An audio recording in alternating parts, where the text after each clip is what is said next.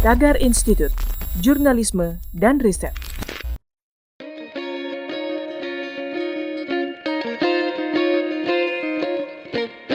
Halo Tagarians, para penonton Tagar TV dan juga pembaca Tagar ID, apa kabarnya?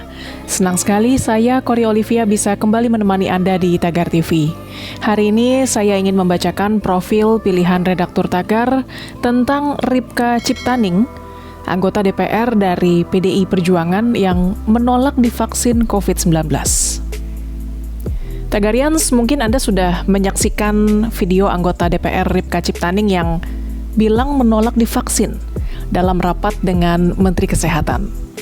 Menanggapi hal itu, pakar komunikasi sekaligus akademisi Universitas Indonesia, Ade Armando, menilai Ripka Ciptaning telah melecehkan Presiden Jokowi, yang disebutnya semakin tidak jelas. Ripka juga melecehkan Menteri Kesehatan Budi Gunadi Sadikin karena sang menteri bukan dokter dan sekedar mantan Wakil Menteri BUMN.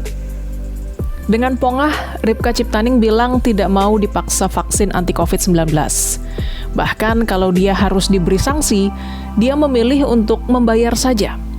Seluruh keluarganya tidak boleh divaksin. Ripka juga mengatakan kalau dipaksa, itu adalah pelanggaran HAM.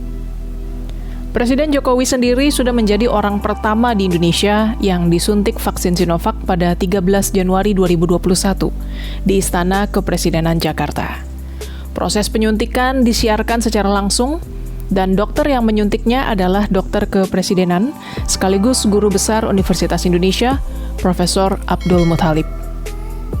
Meski vaksinasi COVID-19 sudah dilakukan, Presiden Jokowi berpesan kepada seluruh masyarakat agar tetap disiplin mematuhi protokol kesehatan, yaitu memakai masker, rajin mencuci tangan, menjaga jarak, membatasi mobilitas, dan menghindari kerumunan. Kita kembali ke Ripka Ciptaning. Alasannya menolak vaksin tidak jelas.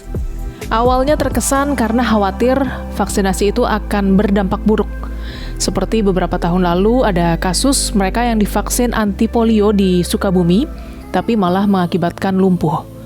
Lalu vaksin kaki gajah di Majalaya justru menyebabkan 12 orang meninggal dunia.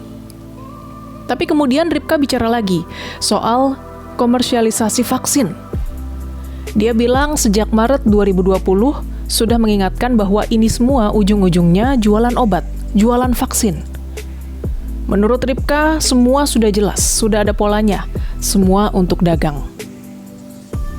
Tapi Ade Armando berkata, kalau memang Ripka tidak berani divaksin, itu urusan dia.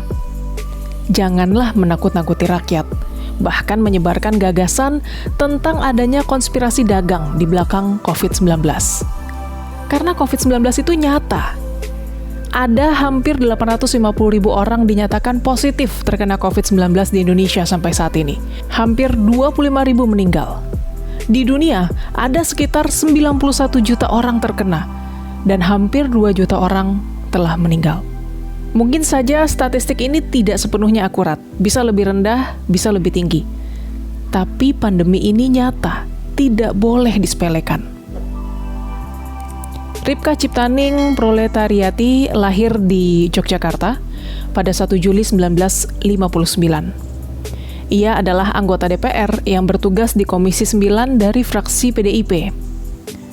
Meski sudah menjadi politikus nasional, Ripka mengaku pernah memiliki masa lalu yang menyedihkan.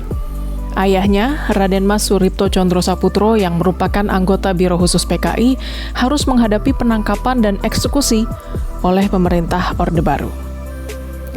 Saat itu, Ripka yang masih anak-anak harus menyaksikan awal kejatuhan keluarganya, dan mereka pun sering berpindah-pindah alamat.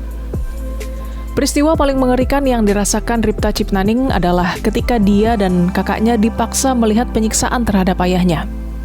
Saat itu, ayahnya diinterogasi tentara di sebuah rumah di Gang Buntu, Kebayoran Lama. Ia melihat ayahnya digantung terbalik, dengan badan penuh luka, serta hidung dan telinganya bercucuran darah. Meski demikian, Ripka sebagai anak ketiga dari 5 bersaudara menjadi yang paling beruntung, karena masih sempat mengenyam pendidikan formal hingga akhirnya mampu menjadi seorang dokter. Setelah lulus dari S1 Kedokteran UKI, dia membuka klinik kesehatan di Ciledug pada tahun 1992. Dari kliniknya itu, Ripka pun mulai berkenalan dengan para aktivis muda di Jakarta yang sering menentang kebijakan rezim Orde Baru di bawah pemerintahan Soeharto. Hal ini pun yang membuatnya memantapkan diri untuk terjun langsung ke dunia politik melalui keikutsertaannya dengan PDIP. Namun, cap yang disematkan Orde Baru atas diskriminasi terhadap anak keturunan PKI membuatnya kesulitan masuk dalam jajaran perpolitikan Indonesia. Setelah Presiden Abdurrahman Wahid alias Gus Dur menghapuskan diskriminasi terhadap keluarga G30S PKI, karir politik Ripka Ciptaning mulai menunjukkan titik terang. Ia pun mampu mengikuti pemilu 2004 dan 2009 serta duduk sebagai anggota DPR. Ketika Ripka Ciptaning menjadi Ketua Komisi 9 DPR, Badan Kehormatan DPR sempat melarangnya memimpin rapat panitia khusus dan panitia kerja. Larangan itu terkait dengan kasus hilangnya ayat 2 pasal 113 dalam rancangan Undang-Undang Kesehatan yang disetujui rapat paripurna DPR 14 September 2009. Hal ini juga memicu penolakan publik terkait isunya sebagai calon Menteri Kesehatan di Kabinet Jokowi JK pada 2014 dari petisi online hingga Ikatan Dokter Indonesia. Ripka Ciptaning sempat menyatakan ketidaksetujuan adanya kenaikan iuran peserta BPJS Kesehatan yang diputuskan pemerintah karena dinilai membebani rakyat. Ia pun meminta kenaikan itu dibatalkan. Menurutnya, pemerintah hanya tinggal menjalankan putusan Mahkamah Agung yang sebelumnya telah membatalkan aturan terkait kenaikan iuran BPJS. Bukan sebaliknya, malah melakukan upaya lain untuk kembali menaikkan. Tagarians, demikian profil pilihan redaktur Tagar hari ini tentang Ripka Ciptaning, anggota DPR dari PDI Perjuangan yang menolak divaksin COVID-19.